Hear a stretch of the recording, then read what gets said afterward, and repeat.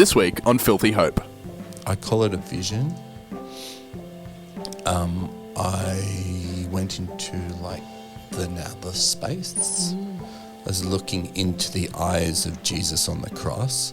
And it was really just his eyes, not so much the whole cross thing. And it's all, I'm putting into words something that was a transcendental experience, for want of a better word. But it was real for me. And I looked into those eyes and saw the truth. I saw, because, if we believe that God is all-knowing, God knows us better than we know us. And all of our BS that we try and say, oh, I'm such a good person. That's just complete crap, because I saw the truth of my existence. And that's soul-destroying. This podcast is a Uniting Heart and Soul production and was recorded on land that was stolen nearly 250 years ago. This particular episode was recorded on the land occupied by the Burramatigal people, a clan of the Darug Nation. We pay our respect to all Aboriginal and Torres Strait Islander peoples, and we acknowledge that sovereignty over these lands was never ceded.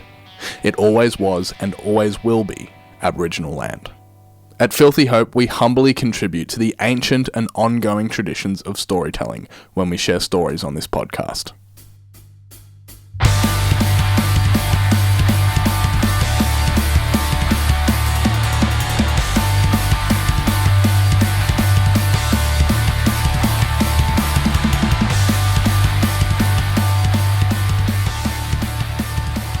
Hello and welcome back to Filthy Hope, a podcast that spends time in the grey spaces where Jesus, life and culture intersect. If it's your first time, welcome. My name's Jonty, and joining me as always is my co-host, Ness. Hello. Hey, Jonty. And with us Ness. this week is... Hi, Jonty. Hello, John. And that third voice is our very special guest today, Rev Jon Humphries. Welcome to the show. Or just John. Just John. Yeah. Clap track. So... I'm just going to explain this again because Ness loves giving me post-production work. It's like, we didn't talk about putting a clap track in. She just goes, put a clap track in as we're recording. So we'll see what happens. It either Not will good be, to have the clap. It'll either be a clap track or it'll be like I'll make a clap track out of Ness's voice somehow. Yeah. Yeah. Yeah. How are you both? Go, John. Not dead yet. Not dead yet. Ooh. Not too foul. That's good. Yeah. Is that the truth or is that bullshit? I am not dead, and I'm not too foul. Okay. I can confirm John is not dead. Yes. Yeah, so that is the truth. Still Okay. alive. Yeah. Monty Python reference for those who haven't seen Monty Python Yeah. from the Holy Grail, where there's a plague and somebody comes out, bring out your dead, and somebody throws this old man and he goes, I'm not dead yet. I'm getting better. I feel happy. I think I'll go for a walk. Yeah, so anyway, but it's a good statement. It sets the bar.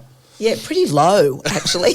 No, a good place, yeah. Yeah, can only go up from exactly. there. Cup Yeah, half empty. That's John. Just We a cup. theologically differ, Yeah. John and I. Oh, which we'll get into. Yes. I'm sure. He hermeneutically comes at everything from a cup half empty. No, I don't. And Well- bullshit. And I come from Well, a cup we might hear half this. We full. might hear John's perspective on this later. Yeah. How are you today, Ness? Just throwing jabs already in Captain, the first my 2 minutes. captain, how are you? I'm so looking forward to this because it's going to be a fucking free-for-all punch It's a up. wild ride, people. Hold on to your headphones. It will be a It's bit a of wild ride of the West. I have a hunch it might be a bit of yeah. Well, I feel like Princess Leia. I've got headphones on, people. Looks really weird. I feel like I got buns on my ears. Oh, too funny. Well, let's do Venn Central. So Play the music, Jonty.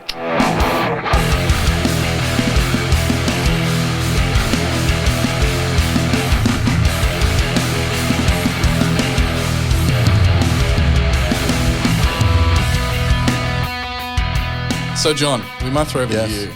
What's grinding your gears at the moment? The church sometimes grinds my gears and religion, but particularly I work in a school at the moment, and the Uniting Church, which we're part of, doesn't know where to put them. The school? Yeah, the schools. We have 1,200 young people at our place, and the local schools have like 2,500, 3,000. So it's like thousands of young people, and we don't fit under the Uniting Church youth thing. And there's a whole part of our church called Uniting Mission and Education, which doesn't have anything really to do with the schools, which are all about mission and education. And so I just go, what? And you sit under Synod. Synod, well, yeah, but Synod has mission and education but doesn't actually have a place to put schools, it's one of its largest youth ministries, and talking with young people, most of whom who don't go to church and would be thinking about, what does that say? So, that grinds my gears that we talk about the need to look after young people, and then when we have a lot of them, we don't know what to do with them, or we don't want to associate with them because they come from like rich families. And I worked at MLC school, and we had, 1,000 girls there, and there was a chapel service somewhere in the school every day of the week. And each of those kids is getting access to a story about hope and love and Jesus. And they're our biggest congregations. They are. The Uniting Church. And the other thing is, the big grind is that people say, well, we can't be associated with rich elitist private schools. But, if you want to change the world, you've got to change the people who have the money.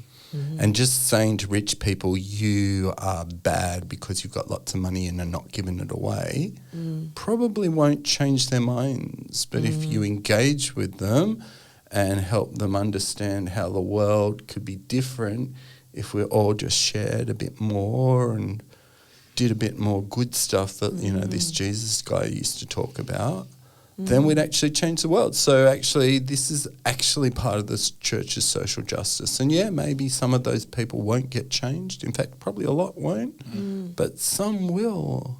And let's face it, our churches aren't changing a lot of people, because if we were, we'd actually be growing, not declining. Yeah. And, part of, I'm going to throw into this, Van Central, is a phrase that I hear more often than I would like is, young people are the future of the church. Oh, yeah. Young people are part of the church. They're part of the church right now. And the reason that we're not growing is because the young people aren't taking part because they're being told, wait, it'll be your turn later. You're the future of the church. Yeah. You can't be part of the normal service because you're too young, and we just talk about adult stuff. So and we don't like go and music. Get out.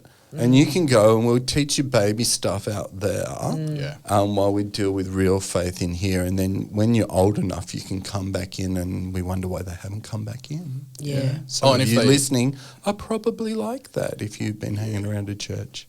Yeah, so I get that one too. Yeah. What about you, Ness? Gear grinding. Well, get it all out. I like to be the thought of being able to keep the kids in church, and that came from you, John, so thank you. So in our patch over at Wallara on a Sunday in our church service, kids are fully a part of it from woe to go. It's what we do. They read the prayers, Well, we had, you shared Ness slowly dies in the corner. You shared a photo on your socials recently handing communion to one of the kids in the little toy car, right? Maybe you could talk about that. That was my first drive-through communion that I've ever done. That's awesome. Yeah. And little Johnny Ravatali is nearly 2, and Johnny just thought to drive his little tyke up through the communion garage to get communion. Yeah. And he was coming up with his mum and his dad, his bigger brother, and I just thought, great. And Anne was doing the bread and I was doing the wine, and so we bent down and offered him communion.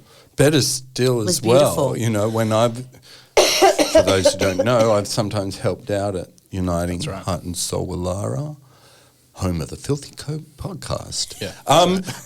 This podcast is a Uniting Heart and Soul production. Yeah. I've helped out, and we've actually had kids do part of the service. Well, the communion, you made them do communion with us. Yeah, actually do it. I was deeply challenged by that. Yeah, it was fantastic. Let's make them feel a part of it, not like little aliens until they're fully grown. Yeah, and they love it, and the adults in the church really love the children's participation now, because we've trained the adults to think that this is just a normal part of how we do church, and it's beautiful. It's really it's one of my favourite parts of actually the service is the kids and what they do, and they're more clever than any of us. They learn their lines. They're amazing. Yeah. They don't look at my dumb bits of paper. They just know it off by heart. They're incredible. It's beautiful.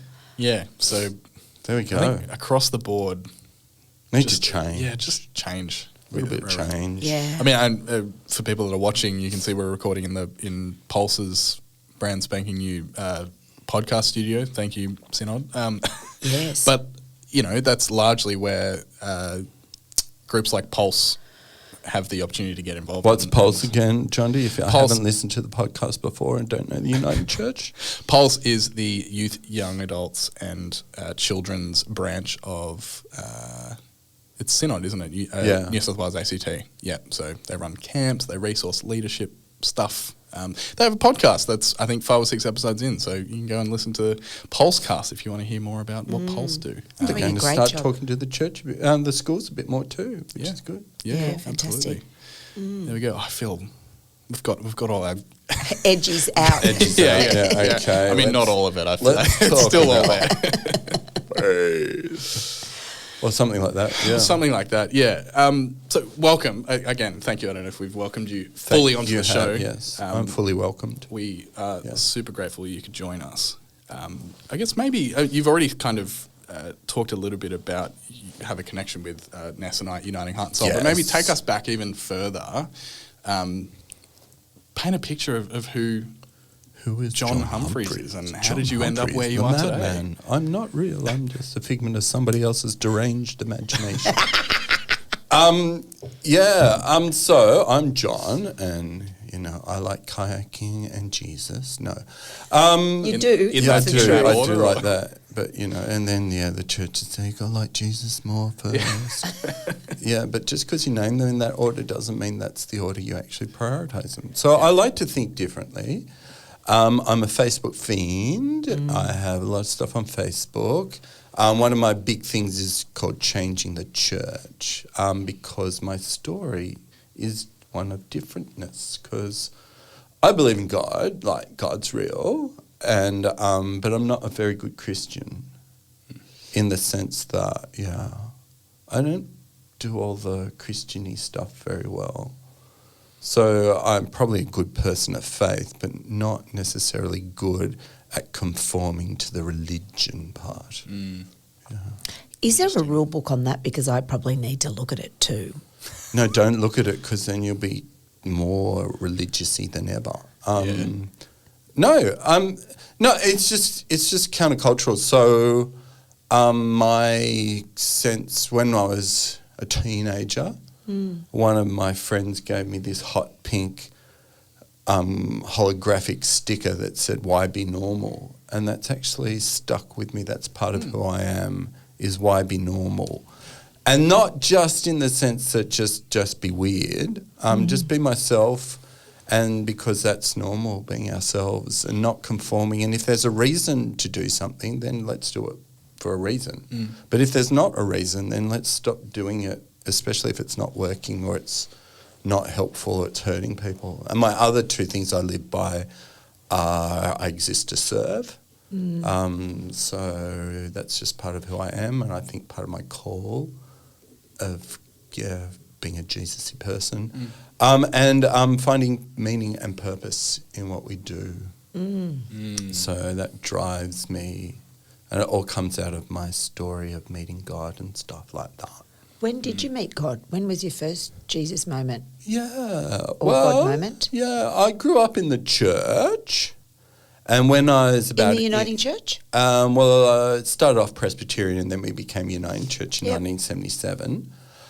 For those of you who don't know or can't see the podcast, I'm about 55. So I was born in 1968. When I was in Year 9, I'd gone to church. I didn't mind church as little. It was quite good. We did stuff. But teenage years, I was getting a bit tired of it. So I took up archery.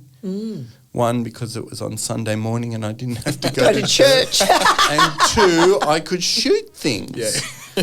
Which, when you're doing target archery, actually gets a bit boring after a while if you're not fully in the right mindset of what you're trying to do. If you're just there to shoot things, then it becomes a bit boring. So I admire people who get into that mindset. It's about developing mastery. And I like that idea. And somebody should have taught me that, because I stopped doing archery after a while and then stopped going to church. But my mum said, yeah, you got to go to church. So I joined a local Anglican youth group and grew up through there. To answer your question, long intro, when I was in year 9-ish as well, I went on this thing called a house party, stupidest name ever. House party? Yeah, it's a Christian weekend away. Right. It was in a house. There wasn't a lot of partying. Okay. We did some fun stuff, and then you had Bibles talks, and a speaker was there. And I was listening to a speaker, or half listening to a speaker, and it's in this big old house called the Grange up in Mount Victoria. And there's this room, and it had like one of big old fireplaces. And I remember thinking, well, not just thinking, it became aware that like Jesus was in the room, like real, not just like, because I could understand faith. I know that all the answers. I'm not too stupid, and I grew up in the church, so I could answer all the questions well. But that was probably the first moment they go, whoa. Like embody it? Like more of an experience. Did you feel it? Like there was Jesus was in the room. Yeah. I can't experience it otherwise than the sense that like Jesus was there. Yeah. I think we talk sometimes about it, the difference between an intellectual faith and an experiential faith. Yeah. So, yeah. And you need both. Absolutely. But this was, so that was a bit weird. And then another story, I was up in the mountains. I went to the Katoomba Youth Convention, KYC, and did something probably quite stupid. Don't do this, children, if you're listening at home. But we had to do this quiet time thing where you had to get this little set of questions and read something from the Bible. And I took my Bible. I thought we're in Katoomba. Yep. Go look at Three one of the sisters. cliffs. Yeah. Oh, shit. And it's nice here. So I climbed down one of the lookouts into this cave crevice thing halfway down the cliff. So don't do that bit. But it was really cool because I'm sitting over the Jamison Valley and the sun's coming up and just this sense that was God. And I didn't have to do the Bible study thing, although, they're probably good questions. But, it was, again, this sense of... Why be normal? But also just meeting God outside of the space. Fast forward to year 12, I didn't get confirmed when everyone else got confirmed. In year 9, I got confirmed in year 12 because I thought that made sense. Confirmation, for those who don't know, is when you get baptised as a baby.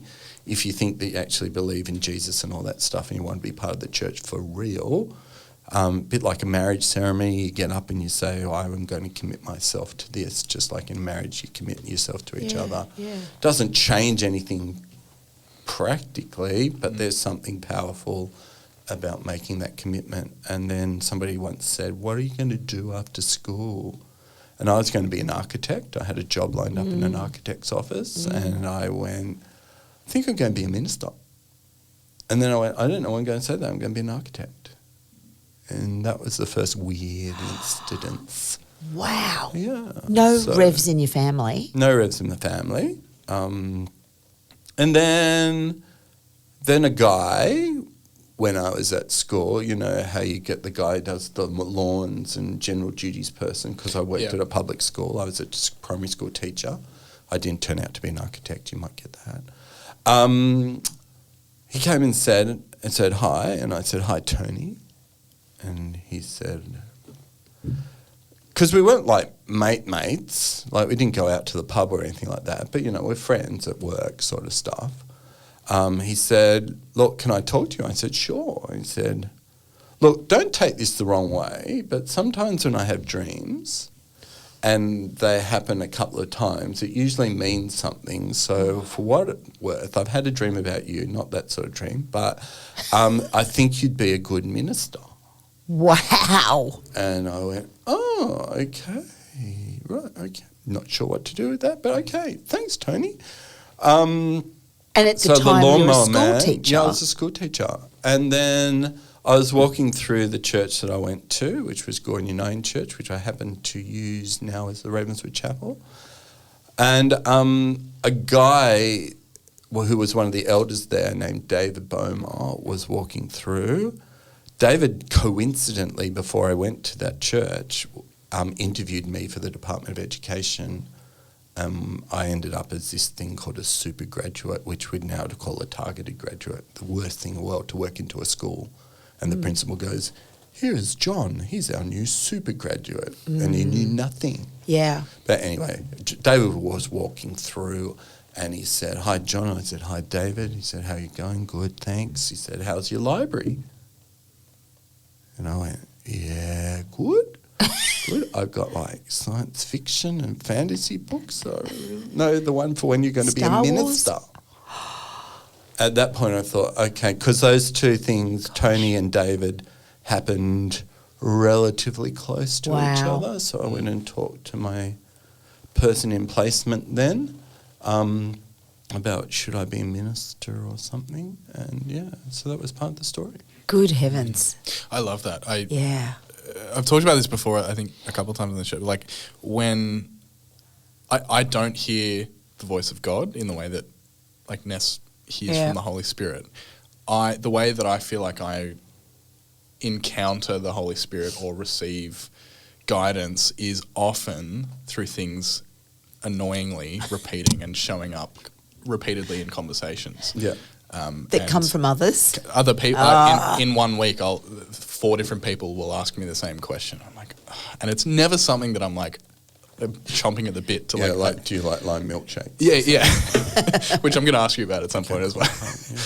But it's always like, something that, in my experience, is always something that forces you to reconsider the framework that you're building your life into. Yeah, wow. Yeah. And it's never convenient. Yeah. So I love that. And the guy I was talking to, Chris Udy, he got a bunch of us. He tapped me on my head after once we were at a camp. We did a youth camp. I was a youth leader. And I did a talk and he said, John, I want you to do some sermons. And so I went, yeah, sure, right, whatever. And so my first sermon, I was still in the same place, Jonty Uniting. I put an L plate on the lecture theatre, on the lectern thing, and did my sermon. But he would always ask me the question, why are you a teacher? And I would ask, because we were having these conversations of whether I should be a ministry type person or not. I don't like the word minister. Everyone are ministers. Jonty's my ministry brother. You're my reverend sister. He's not a reverend, but he's still in ministry, probably he's more effectively than me. So everyone in the United Church has ministry. The ordained people are no more special than anyone else. It's just that we're set aside to help resource the church. We get ruby slippers though. No. Bullshit. No. Yes, we do. Only the Pope gets the ruby slippers. Yeah. You got to send those receipts back. Yeah. You can wear them. I love my ruby slippers. Yeah, you're allowed to wear them, but they won't take you home. Toto. Yeah, there's no place like home. So I talked with Chris and he would ask me why I'm a teacher and I would go, well, I'm good at it, I think, or reasonably good at it. I get paid, I enjoy it, it's my job. That's what I'm trained to do. And Chris says... Wrong answer. Yeah. Yeah. And so we'd meet every couple of months and he'd ask me the question after we'd had a conversation, so why are you a teacher? And I go, I'm good at it. It's my job. I get paid to do it. It's what I'm trained to do, it's my career. And he'd always go, that's the wrong answer. And then he left and we got Neil Reid, who I sometimes call Niall. Sorry, Neil. But because it's spelt Niall for those people. And he came, and one day I was teaching Year 6 and I had an epiphany, which is a big word meaning I just realised something. Aha moment. Yeah, aha moment. That I teach these kids because they deserve to be taught that they're special and they deserve the best from me. And literally in my head, a green light went on. And so I was able to put in my form and saying I apply to be a minister of the Word of the United Church, with a reference from Chris that said John has the gifts and graces for ministry, but he's not ready yet. Not the best reference to go into. So it's not an interview, but it's an interview. But I could say I have the answer to the question. This is why he said that. And so, lo and behold, I ended up, despite a problem with the process, a couple of people, I got asked this question. Peter Powell, you know Peter Powell. Very well. Crazy man. Love him. But he's as crazy as a cut snake. He's the best kind of crazy, Peter, mate. You are the best crazy, but still mad as a hatter. He was in the panel that interviewed me and asked me this question: what happens if something goes wrong in your congregation? And I came up with all these answers. I'd have a conversation with the people. I'd try and, conciliation and communication. And if that's not working, get the elders and the church involved and maybe the presbytery. And in the end, he gave me this feedback at the end. He said, I wanted you to say that you didn't know the answer. And I go, but this is a job interview. Yeah, wow. Yeah. So I was able to argue my way around that and get in and got appointed. And I thought I'd end up being... You would have had to do a theology degree. Yeah, I did. That let me into college. Yeah. So and then I did that and I thought I'd be in a congregation. Yeah. And my wife said, when she saw an ad in the paper for Pymble Ladies College, that she would like to get me to get that job, just jokingly, because her family was in West Pymble. Jonty lived in West Pymble for a while too, grew up there. Yeah. So her two sisters lived in West Pymble and her mum and dad, so she just went, that'd be really cool. That'd be nice, yeah. I grew up in the suburb down the road called Turramurra. Wow. And I went and thought no hope in the world of getting a job in a girls' school, coming from a public school. I wasn't even finished college. I was still only just starting my final year of college. Wow. I wasn't super unattractive and I was male and young and I thought inexperienced and never experienced a congregation and wasn't even ordained yet. But their job said as somebody who was a person who was ordained or a candidate. Wow. Or an ordinand. Yep. Somebody with pastoral care experience, and I'd just done 3 months training in chaplaincy in Westmead Hospital, and with teaching qualifications and experience. And I went, well, I should apply for the job. And I applied and didn't think I'd have a hope in hell of getting the job. You got the job. Got the job, yeah. After they made me sit at with the boarders one night when they interviewed me, I had a big interview around a big table, and then they marched me off to the boarders' dining hall and sat me with these girls, and the principal and the chair of council and somebody else sat on another table and watched me. And these poor girls going, who's this random talking to us? But we had a good chat about home and away and stuff like that. And I walked away going, this is a job for me, but I'll never get it because of all those things. And principal asked me back and gave me the job. So I've been working in schools ever since. So you went from PLC to Ravo? Yes, Ravenswood School for Girls. And I've been there 15 years. So I did 8 years at Pymble Ladies College. And both are lovely places. And what's next? Next year, I've just been called to work and ministry with a congregation. Bum, bum, bum! Balcombe Hills Uniting, St Matthew's Balcombe Hills Uniting. Lovely people have decided that maybe I can help them. Wow. And so that'll be my first time not working in a school. I mean, I've done stuff in congregations and been part of congregations. But it's going to be a big shift, brother. Big shift, yeah. It's going to be beautiful. Yeah, Can't and wait congratulations to see you. on the new gig as well, we should say. Yeah, super exciting. Yeah.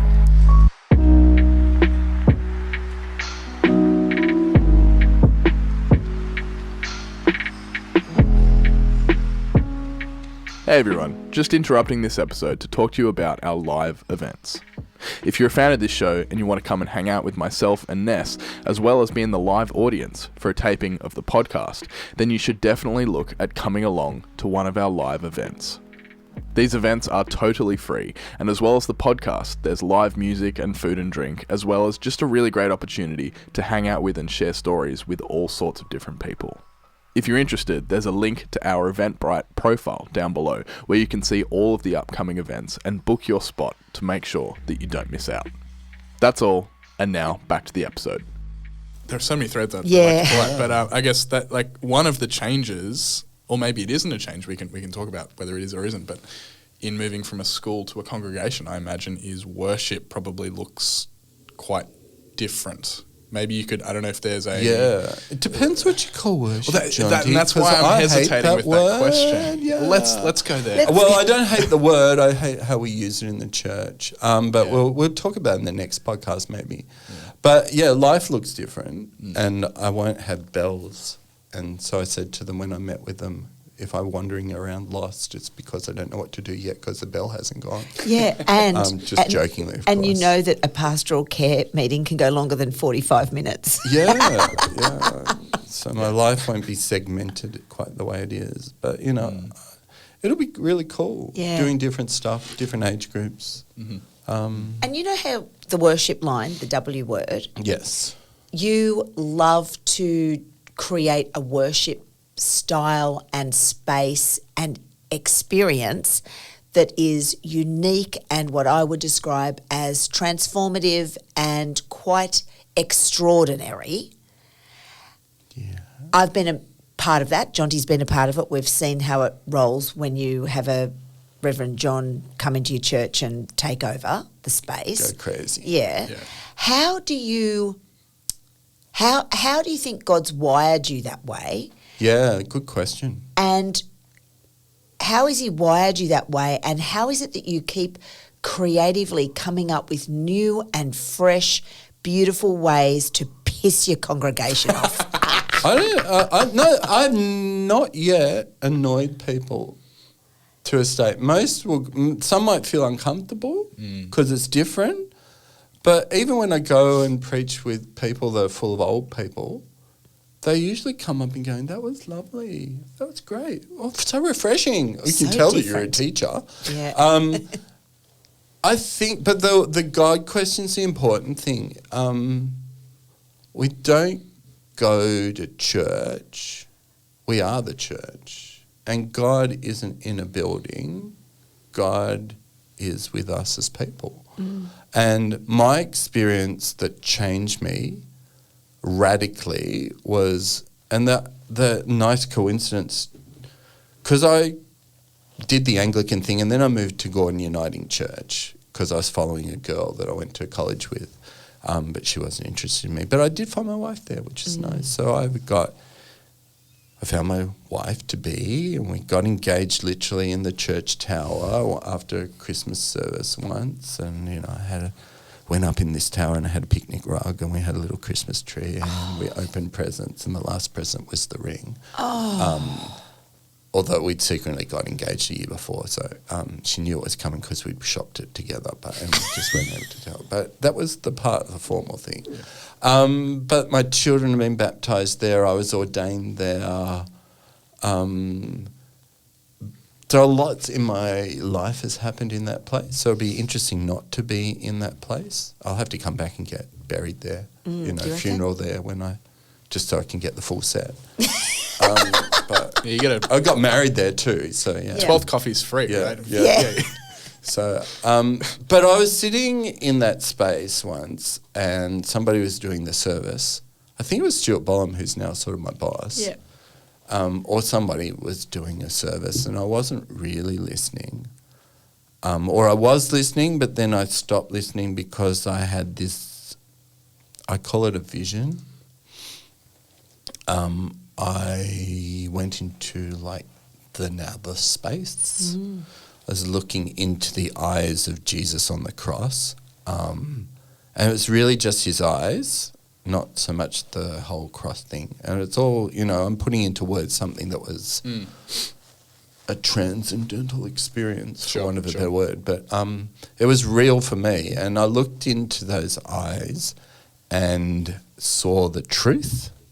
I saw, because, you know, if we believe that God is all-knowing, God knows us better than we know us, and all of our BS that we try and say, oh, I'm such a good person, that's just complete crap, because I saw the truth of my existence, and that's soul-destroying. Because, I do some good, but, you know, the stuff I do wrecks the planet. My consumer lifestyle means that people are dying that could otherwise live. I waste stuff. I waste my time. I break relationships. All that truth and that was just a big tip of the iceberg, but I saw the whole iceberg. And, you know, if you want to know what hell is, that's, for me, is hell. Not some hot, burny place or cold, wintry place, but the truth of just the guilt and the shame and regret all turned up to 11. But then looked through that and still looking into the eyes of Jesus and saw that Jesus wasn't focusing on that. There was this sense that Jesus saw me as being full of potential for good. Wow. And there's your filthy Beautiful hope. image. So filthy hope, I saw all the filth, but through that I saw this vision that I could be better, and that God is God as Jesus, because I don't believe there's 3 different gods. John, can I ask you then, when you were looking through the eyes and Jesus met you in that moment, it was a deeply spiritual, experiential moment and real. Well, real for me, Yeah, 100%. Transformative. Totally. What was it that you saw that was so filthy about yourself? What did he reveal? Well, all that stuff, you know. That you use plastic cups? Yeah, but the plastic cup, and then all the chain of consequences, how, you know, it wasn't plastic back then because about 20 years ago. Right. But, you know, the way that, you know, there are people dying. Right. That I could be helping, but I'm too caught up in my own self and my own selfish shit to give it rat's ass about whether they live or die. Yeah, wow. And to see the consequences of my consumerism and the things that I've done wrong to hurt other people and myself. And, not going to talk about much more because I'll end up crying. But, it's all the denial and the stuff that we think we're nice people, but we're not. We're not good, but... There's a reality to the other stuff as well. But though. the dark stuff, all the stuff that's in shadow and that we sweep under the carpet, and that just was... Was it condemning? No, it's just truth. This is just who you are. And that's just who I was. And from that... But, so it wasn't condemning because the key thing was that it was hooked into this idea of grace and love, that wasn't what was important, that just let that go and focus on what Jesus saw in me, which was good, and that I was loved, that I felt loved, despite all that, and regardless of it, because literally Jesus didn't care about that. It's not that he didn't care that I did that stuff, but that wasn't the important stuff. It was me as a person of worth.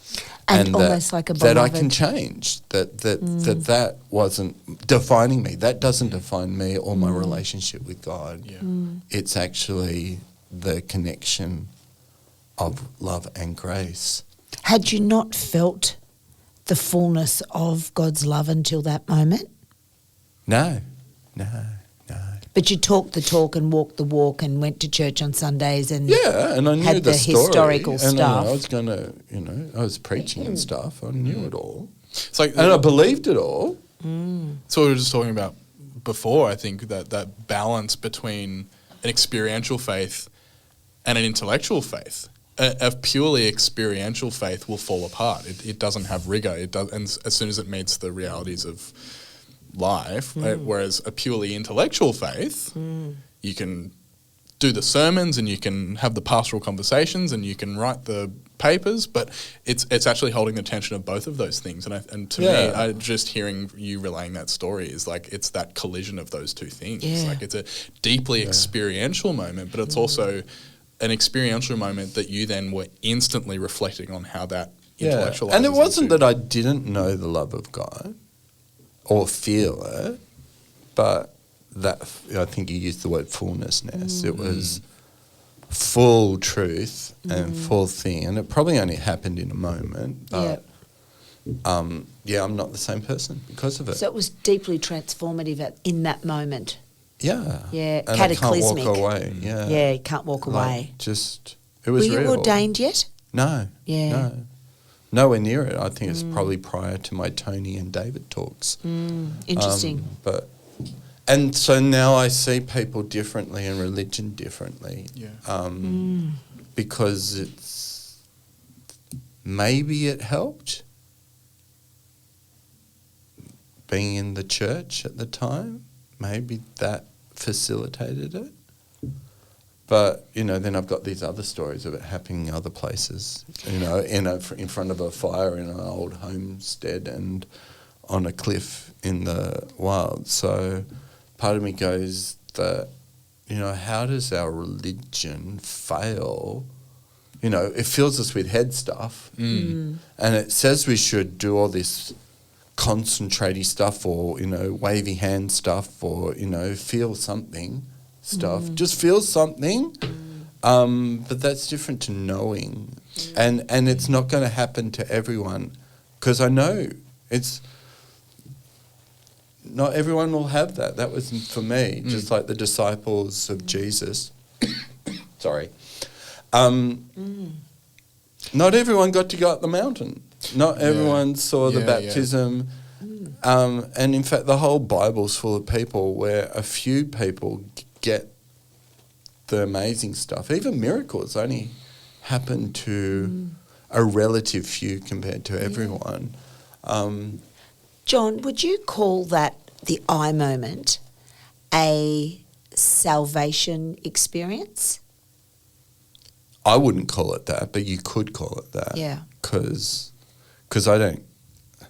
There's just too much loaded language in the church around salvation. You've got to accept... Because I grew up in the Anglican church, so you've got to accept Jesus as your personal Lord and Saviour. Yeah. It's like an insurance ticket. You buy into the virus of the religion, believe these things, try and spread and coerce other people into believing the same stuff. Tick, tick, tick, tick. And get them into the club. And then when you lose your faith because you go off to uni or have crap happen in your life, like somebody you love gets cancer or you get cancer, or you have an abortion or you have a miscarriage or whatever it is that happens in your life, your faith falls apart because it's not based on anything other than people telling you what to believe.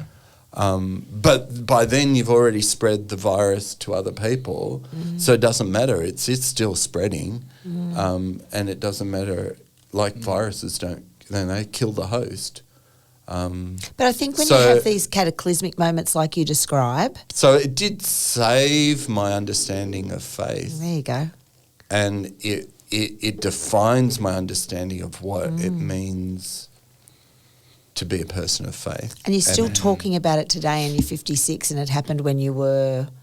20-something. 20-something. So it was a pivotal, faith-based moment where God and John met. Yes. And big decisions were made based on the experience of that encounter. Yeah, or at least reinforced all the head stuff. Nice. And moved it to the heart stuff. Yeah, wow. But to the being stuff, that it wasn't just about what you think. And it's not just what you do, it's about who you are. Because that was about who I was. And it reshaped my understanding of heaven and hell. Not to be about places, but it's about... Because, if you think about it, if God is all, there's a theologian that says that Paul Tillich, I think, was the God is the ground of all being. In him we move and live and have our being. I think it says in the Bible in Corinthians somewhere or something like that. Then there is no place that's not God. So there isn't a hell that's a different place away from God, unless God somehow makes a space in the corner for the naughty kids. But I think being in the presence of God and feeling shit when you're supposed to feel love, that's hell. Feeling guilt when you should feel free. Or complete separation. Feeling open. Yeah. And feeling, they talk about alone in a crowded room. It's a headspace. It's not a physical space, because you've got people and relationships all around you, but you're not able to engage with that. So to be in God and in all that love and not accept it for yourself, that's, for me, is more about hell. Rob Bell uses the image of the older brother in the story of the prodigal son refusing to take part in the party when the son returns, and the father throws the party and kill the fattened calf. My son was dead but now is alive. I think that's the phrase used in the passage. And the older son, some would say from a purely earthly judicial kind of way, well, of course he should be annoyed, because he's never, from his point of view, from his frame of reference, he's never received anything like this. Jealous. And he doesn't enter the party. And Rob Bell uses this analogy through that parable as a really interesting and I think quite profound way of understanding what hell is, exactly as you say, not as a external place that you get sent to, separate from the reality of who God designed for heaven and earth is, but like as a state of being in refusal or denial or not accepting the reality of who God is in your life. And I don't know. I take the example of if you ever can get it, there's a great documentary of Uncle Bob Randall of the Ununu people who are the Aboriginal people in Australia, live around Uluru, and he tells a story about how the way the Australian government went about its policy, snipped all his spiritual ties to his family and land and culture and language and relationships, and how a lot of Indigenous Australians are now lost, and they're in hell because they have been cut away from what gives them a sense of meaning and purpose, and they believe the lie that was told to them that they are not worth anything. And part of our reconciliation is to accept that we're part of that, and that society still does it, and as Uncle Bob says, invites us on the journey. But that I'm not saying that those people are in hell or they deserve to go to hell. Please don't write to the people saying that Aboriginal people are going to hell. That's not what I'm saying. But this sense of not knowing oneself and the good that's one in and one's worth and value and connectedness is a state of effectively non-being or being unwell or wrong in the wrong, not because you've done wrong, but because others have done wrong to you. For Aboriginal people. But for me, it was, I'd done wrong. But where it says in the Bible, Jesus is the way, the truth and the life, for me, I had to go through the truth. And that way is shocking, and I wouldn't want it to go through for anyone. But that then brought me into a connection with this idea of love, that God is love in the person of Jesus, that doesn't focus on our crap or the wrongs that we've done, but actually sees our potential for good and is working to redeem us.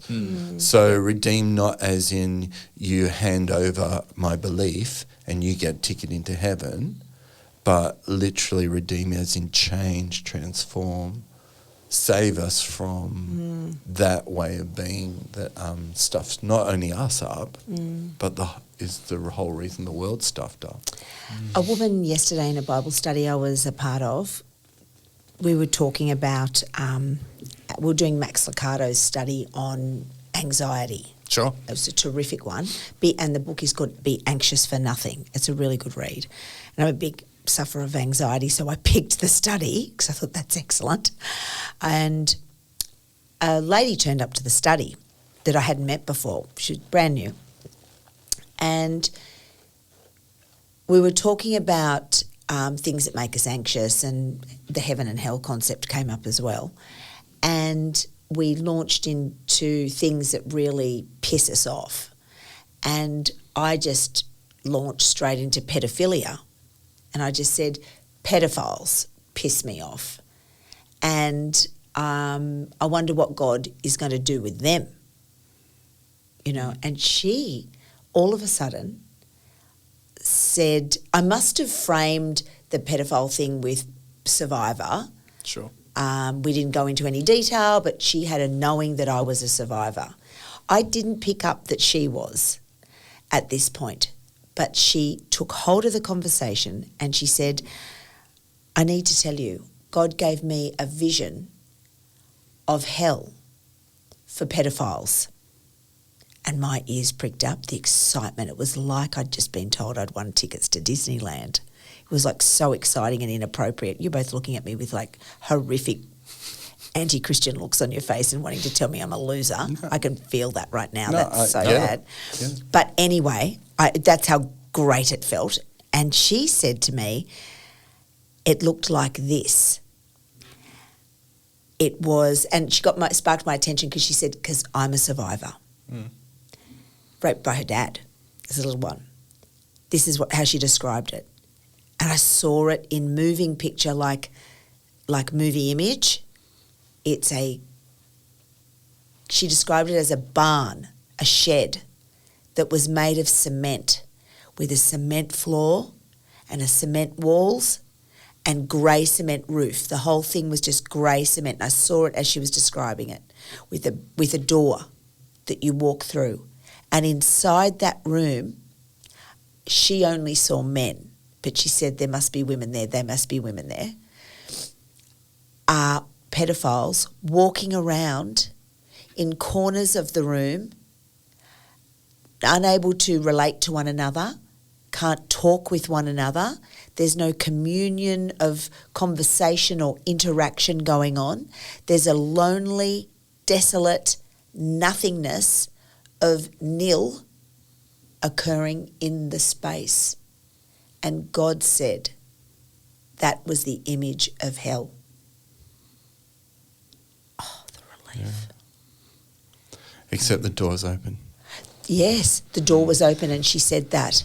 And she stood at the door and wouldn't go in. She would not go in. Yeah, but they won't come out, but they could. They could. Yeah. Yeah, and correct.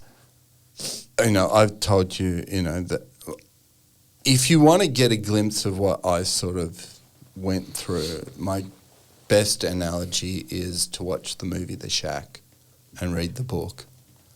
Because there's a guy that says that his dad who beat him should be gone to hell, and his kids, you know, attacked by a serial killer and pedophile and killed, and he hates God because God let that happen.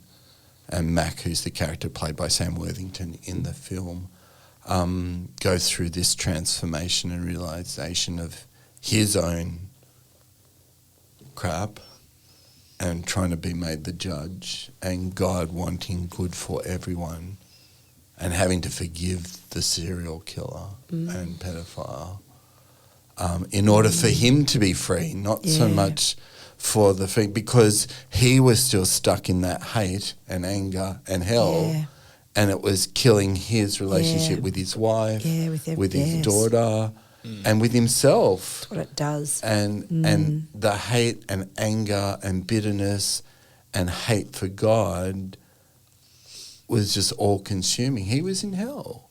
Not the metaphorical, metaphysical hell, but just in our hell, and was causing hell, and he had to let that go. And forgiveness wasn't, as it says in the movie, it doesn't establish a relationship with the perpetrator. It doesn't excuse them for what they've done, but it gives it to God, who will redeem us, who we think we're so good, when we're actually full of as much evil, just different. And Just we like different. To think we're That's not right. as evil. Yeah. You know, and I've done awful stuff in my life. I say awful stuff. Confession for the day. Yeah. Anyway, so I don't know. So how am I hardwired for faith? That's the story. It's that Thank God you, John. took me into a truth that was beyond religion. Yeah. So I don't care. You know, when I say I'm a bad Christian, it's because I don't care about the religious-y stuff. If it doesn't make sense, if it doesn't connect people with God, if it doesn't stretch us and challenges us, if we just think that we can turn up on a Sunday and because somebody at the front prays that we've done bad things, God forgive us for the bad things we've done, but we've never actually seen or faced any sense of that, and go, okay, well now I'm all forgiven. I can go back and live my hedonistic, be a consumer loser lifestyle. again. Got the That's stamp right. on the passport. Yeah. Or, you know, worse, and we know people have broken relationships in church. We know that, you know, there are pedophiles in church. We know that there's narcissists in church. We know that there's just, you know, douchebags like me in church. And we all go and we think, because we've gone through this ceremony and put up with an hour of our lives that we won't ever get back again, that's enough sacrifice. Right. Listen to somebody blather on for way too long, that we can, you know, or we've done our bit, we've done our religion, and then we can go back and do life, whereas that's not the sense of faith or religion that Jesus got, you know. In the Bible it says, churchianity, but, you know, religion that is great, says, I think James, that it's caring for widows and orphans and people who are vulnerable. Yeah. I think we're better in the Uniting Church with compared to. Here I go again. I'm trying to pull myself up on this comparing different faith communities, but you know, Jesus constantly is talking about you will be judged on how you treat the least of these. You will be like that.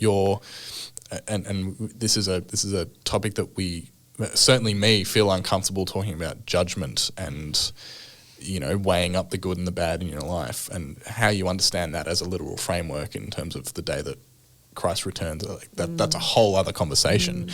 But Jesus didn't talk a whole he didn't say a whole lot of great things about the religious leaders. He had plenty to say about them. He had a lot to say about how are you treating the people around you. Yeah. Are you clothing the people that don't have clothes? Are you feeding the hungry? Are you helping the sick? And you know, just the whole time you've been talking about this as if there is such thing as a bad Christian in the sense that you are not conforming to the Western Anglicanized, theologized idea of what church and Christianity is in a broad sense. I just kind of go, who cares? Do you love Everyone Jesus? does. Exactly. And everyone says they love Jesus because they conform to that westernized Christian. That's right. Because love Jesus is to love the church. And the sad thing is that we've gone and spread it to the developing countries so that their churches are now just a couple of generations behind us, thinking that it's all about the beliefy stuff. Yeah, and giving us, I call it an immunisation against faith, because you get a shot every week that then means I don't actually have to care because I'm good. Got with my Jesus. Weekly dose. I'm good with Jesus. You know, Jesus is my friend, and Jesus goes, I don't know you, and you don't know you. Yeah, I want to know you. But you don't know you and you don't know me. I think one of the loveliest things that anybody can ever say to me when I meet people, you don't seem like a minister. And I kind of take a breath and thank the Lord for that, because one of the things I didn't want to be was a boring minister. And like, what does that say about how even bad is that? within people of faith in those I communities, know. how even we see, I know. we are so aware of that perception. Yeah. Like that speaks so loudly. I used to cry. I remember running down the hallway at Wesley College into Reverend Dr. Peter Davis's office saying, God has said ordained to me. What does that mean? What is that word? And he said it's what happens, it's the process of becoming a minister. And I burst into Clergy tears. person. Yeah. People don't use the word minister for a person. Okay. An ordained minister Yeah. as opposed to a regular minister like Jonty and everyone yeah. else. Yeah. And I said, I burst into tears, and this was my words. I said this at my ordination. I don't want to be a boring minister like you, Peter. And he just said, Ness, God will shape you exactly how you're meant to be. You won't be boring like me. You'll just be boring like you. Yeah, and there it is. That's right. So maybe that's where we wrap up. I guess. Yeah, I feel that it's actually God will shape us, Absolutely. and in our own ways, and that's the usually with some filth and hope. But it's about And holding that mixing tension of the together. two. Yeah. And if religion helps, awesome, and if it doesn't, then find God. Yeah. Find God despite religion. And then change religion with the findings. Yeah. And I'm really looking forward to our part B of the Rev Jon Humphries story, because it's a deeper, darker dive. Yeah. Yeah. I'm looking forward to that one as well. Yeah. We're going to talk about transforming worship. Absolutely. But we're also going to talk about my secret. So there you go, dangling carrot. You got to. Yeah. And that one might be even live sometime. It's dark. Yeah. It's a dark secret, Yeah. isn't it, brother? Well, it's not really a secret. I wanted to kill myself and didn't because of God. Mm. So there you go. So we'll pick up that story Another time? another time. Before we finish, I do have to ask, because I said that I would. Yes. Lime milkshakes. Lime milkshake. What's the deal? Because in my mind, lime and dairy are two things that I No, wouldn't. it's just... Well, it's not lime Okay. because, John, it's just fucked like up.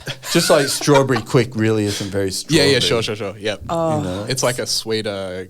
And chocolate topping isn't really chocolate. yeah. So lime isn't really lime, and I Sure. just like them. You are such a weirdo, brother. Your Like, I really judgment. love so you. You say you're not No, judging. you are. I'm You're judging you. You're a judging. freaking You drink weirdo. coffee. She draws the That line is at the lime. sickest shit ever. Have you tried one? I've watched you drink that Have you shit. tried it? I've bought you one. Have you How's tried this? green eggs and ham?